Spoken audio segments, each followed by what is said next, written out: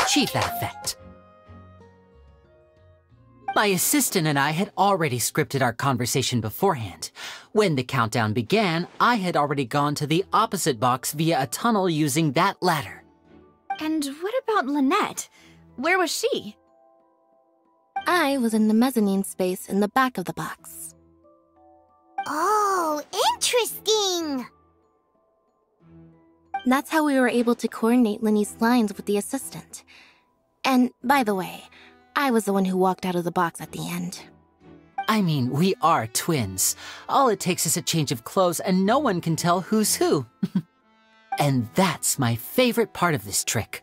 Only Lynette and I can perform it. So that's how it all worked! Wow! Every detail you revealed was more amazing than the last!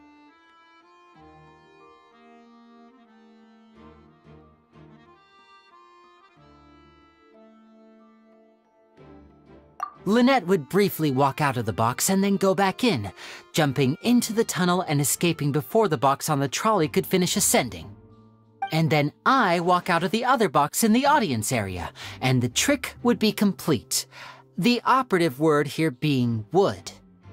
But as you saw, Cal was in the box, not our audience member. She, on the other hand, mysteriously vanished. We really don't know how that happened. If not for that interlude, this would have been an astonishing trick. I probably never would have figured out how you pulled it off. And yet, to think that someone was able to use this magic trick to commit a crime. Could we have a look around? I think we can come up with some more leads. This is the scene of the crime, so Linny and Lynette are not permitted to stay here. I'll escort them back up. Yes, of course. No need to be so strict now. I won't disappear into thin air, you know. Thanks, everyone. We're counting on you.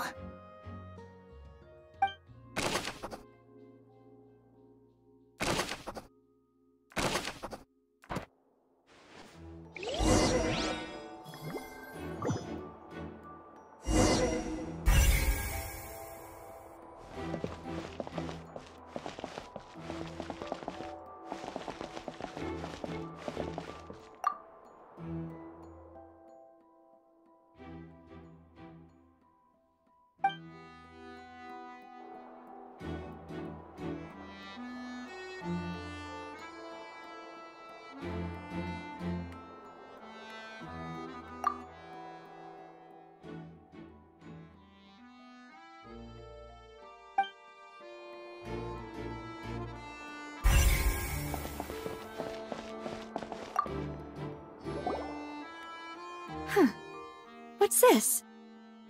Looks like a hook tied to the end of a rope. Huh? There's all kinds of odds and ends here. Perhaps it was a prop for a different trick. But why would it have been left here?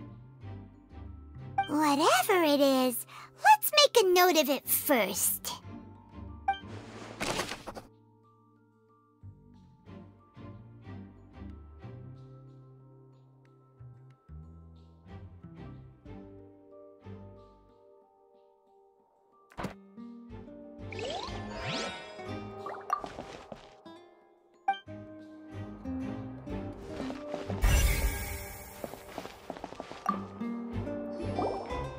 The floor is wet. Please be careful not to slip. Speaking of which, why would there be water here? Oh, Paimon knows! It's one of those tricks where you pour water into a jug and then flip the jug over only for the water to disappear. And here's a broken vase. Huh. Did the trolley knock it down while moving? That can't be. The trolley moves along tracks from start to finish. It couldn't have hit the vase at this distance. Let's note this down too and think about it later.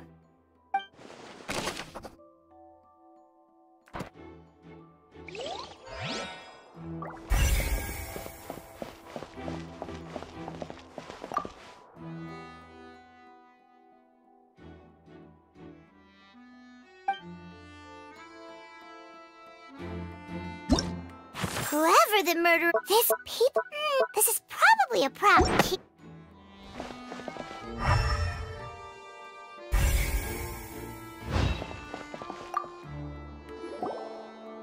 Oh, these are the clothes that the lady chosen from the audience was wearing, right? Her clothes are here, but she's nowhere to be found. Right. And do you really need to do that if you're kidnapping them? Ugh, this is so confusing. Paimon doesn't want to be a detective anymore.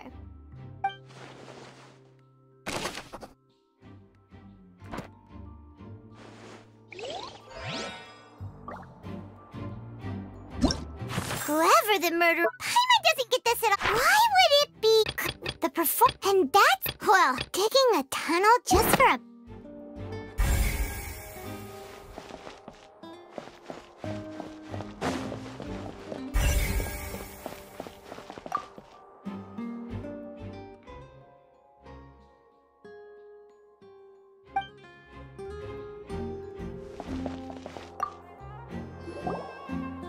What is this place?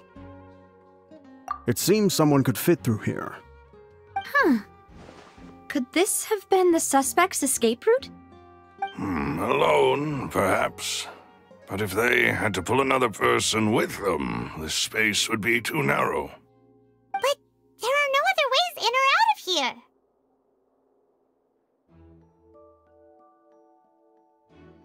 Oh, you're right! Let Paimon write that down.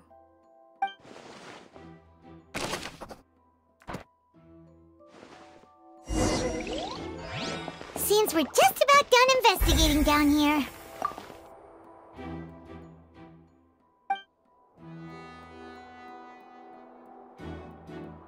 Yes, let's head back up.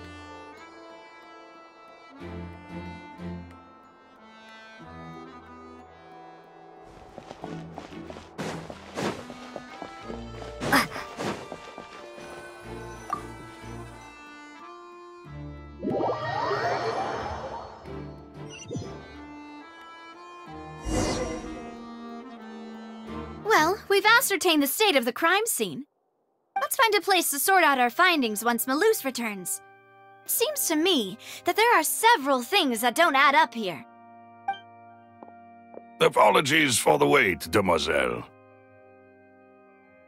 So, what did the guards say? Did the criminal escape through the vent?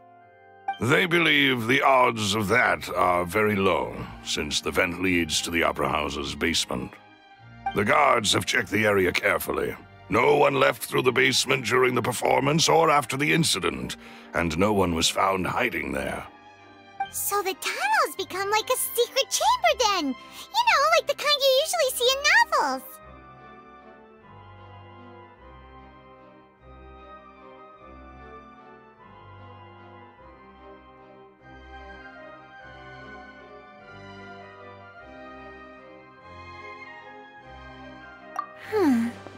The plot thickens.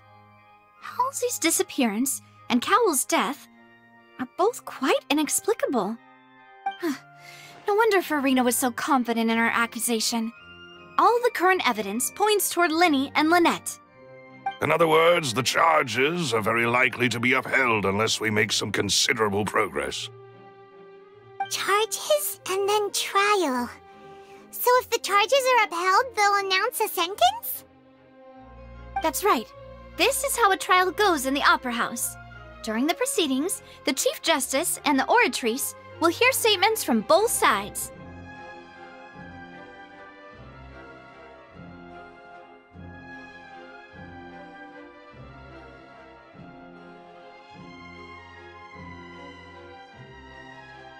That's right.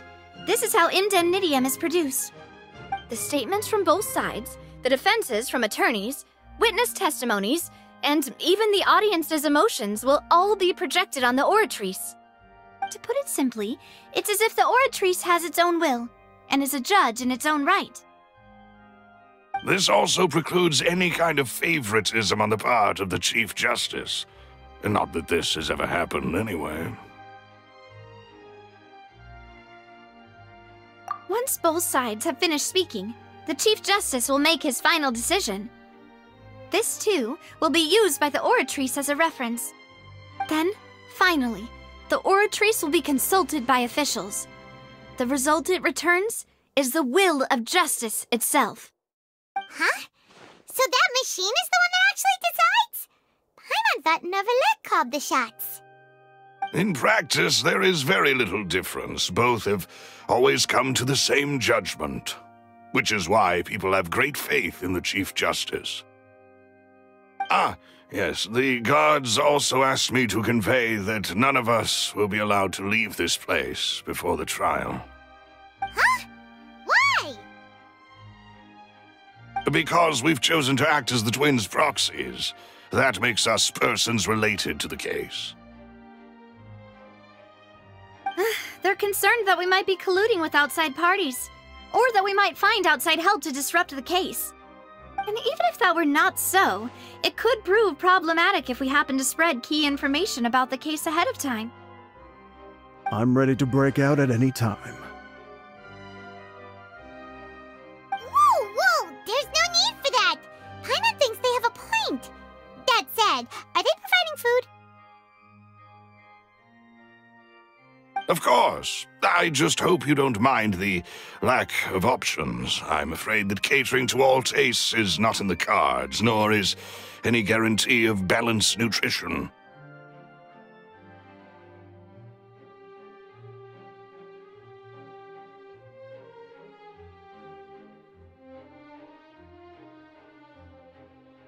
In that case, let's just sort out our findings together here. Pity. I was hoping to take you to try some of Fontaine's famous desserts, too.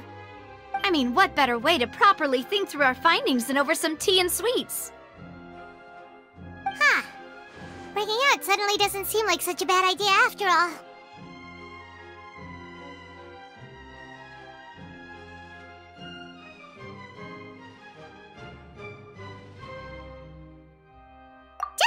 Just kidding!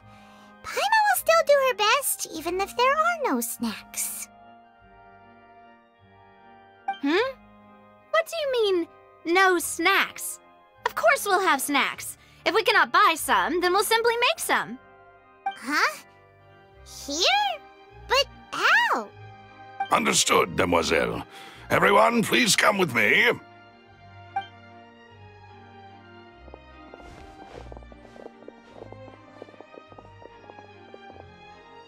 Wait, you're carrying a portable stove with you?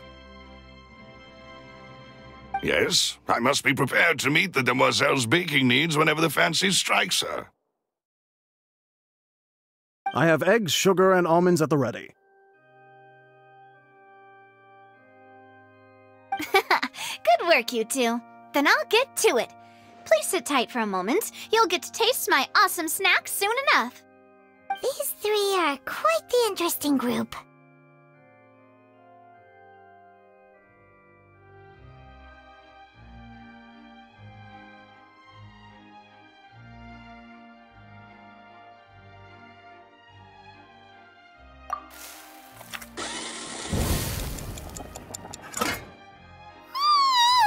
And Paimon thought it smelled good while it was still in the oven!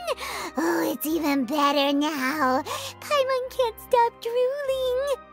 From the way you had these two guys carrying all that stuff around, Paimon thought you'd have them do more during the baking process.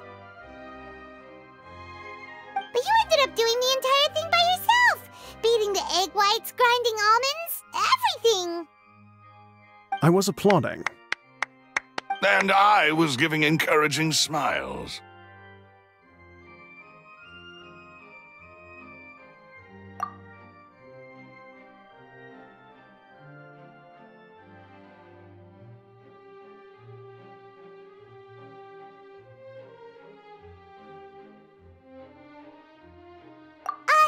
Paimon was just thinking, aren't you worried about getting your fancy dress dirty beating egg whites and baking like this?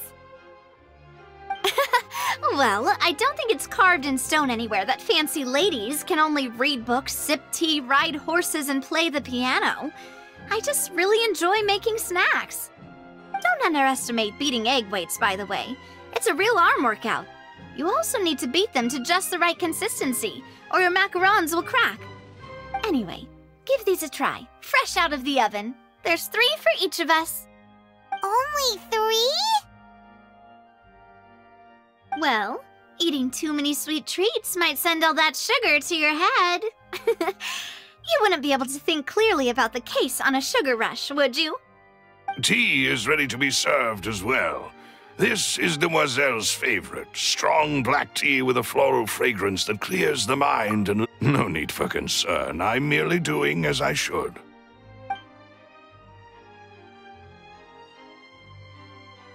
All right then. Down to business.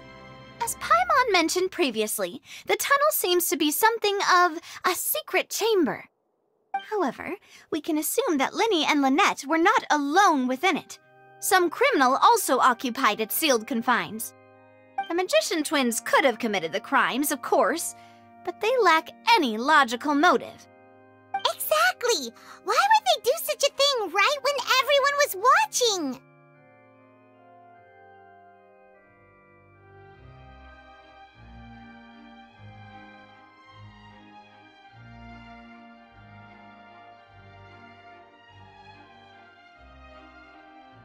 The flower vase and the thud we heard during the performance could indicate some altercation between Halsey and the criminal in the tunnel, resulting in the shattering of the vase, the discarding of her clothes, and her abduction. Perhaps the criminal thought that since she was chosen from the crowd, she would be too easy to identify if she was still wearing the same clothes. Paimon thinks that makes sense, but the real trouble is...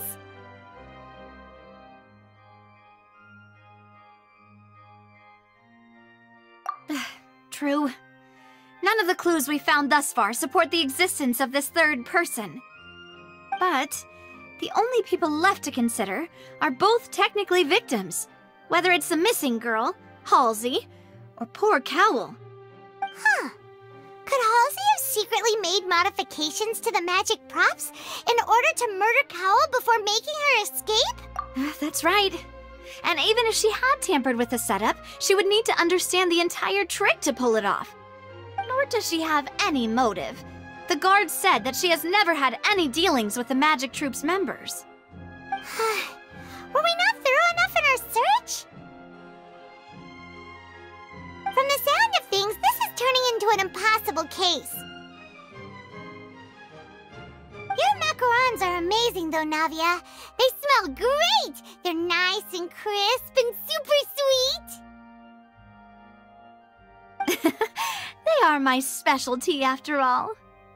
And I see you've already had 5 of them. What? 5? Oh, that can't be right. Paimon only counted 3, honest! Please don't worry about it.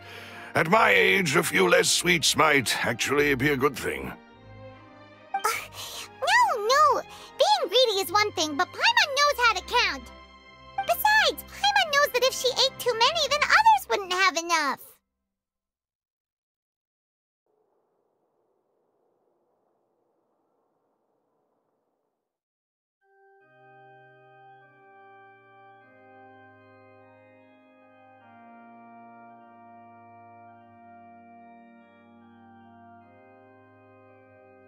Wait, even you don't believe Paimon?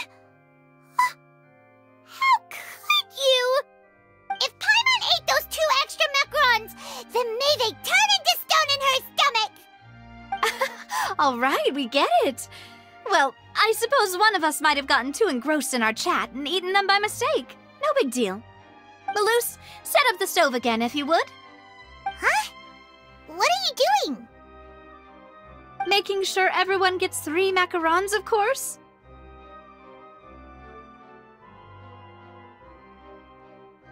Exactly. We don't want to trouble you. As you wish, demoiselle.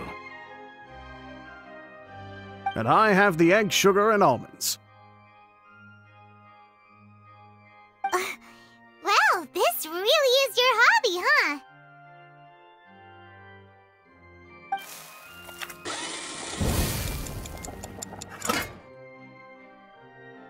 Well, that's it for snack time.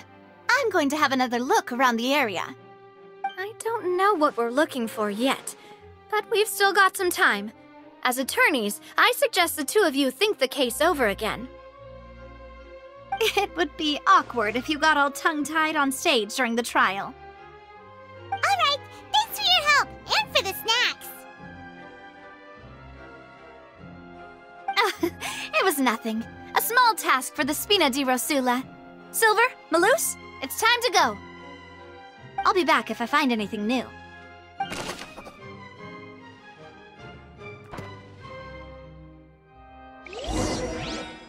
All right, it's time to put our heads together. We've got to get our defense ready for the trial. Oh, it's probably gonna be a long and difficult case. There's no point in worrying about that now. We just need to prepare. Here, take Paimon's notes. They should help you review the situation.